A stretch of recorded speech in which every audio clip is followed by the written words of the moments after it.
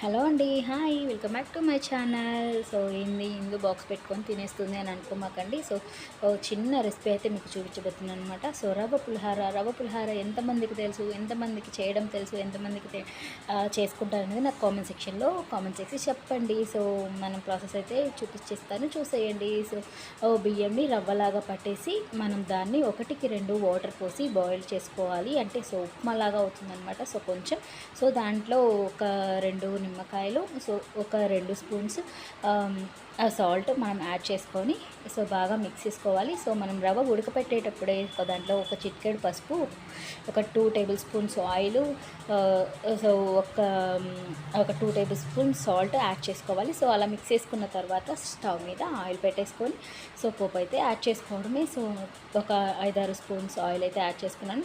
తర్వాత పల్లీలు యాడ్ చేశాను. సో తర్వాత పప్పు దినుసులు, మినపప్పు, పచ్చెనపప్పు, జీలకర్ర మొత్తం కలిపి యాడ్ చేసుకున్నాను. అవి కొంచెం దూరగా ఫ్రై అయిపోవాలన్నమాట.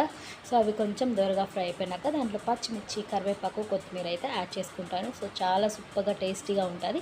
ఒకసారి ట్రై చేసి చూడండి. బియ్యంని నానబెట్టి వాటిని ఆరపోసి కొంచెం ఆరిన తర్వాత, ఎండలో ఆరిన తర్వాత వాటిని మిక్సీ పడతారనమాట నూకలాగా. సో అది బియ్యపు రవ్వ అనమాట. సో ఎంతమంది చేసుకుంటారనేది నాకు కామెంట్ సెక్షన్లో కామెంట్ అయితే చేసి చెప్పండి. సో మా సైడ్ అయితే రవ్వ పులిహోర అంటారనమాట. ఖచ్చితంగా చేసుకుంటారు. సో అమ్మవారికి నైవేద్యాలకు కూడా ఈ రవ్వ పులిహోర అనేది పెడుతుంటారనమాట. సో మీ ఎంతమందికి తెలుసు రవ్వ పులిహోర అనేది నాకు కామెంట్ సెక్షన్లో కామెంట్ చేసి చెప్పండి.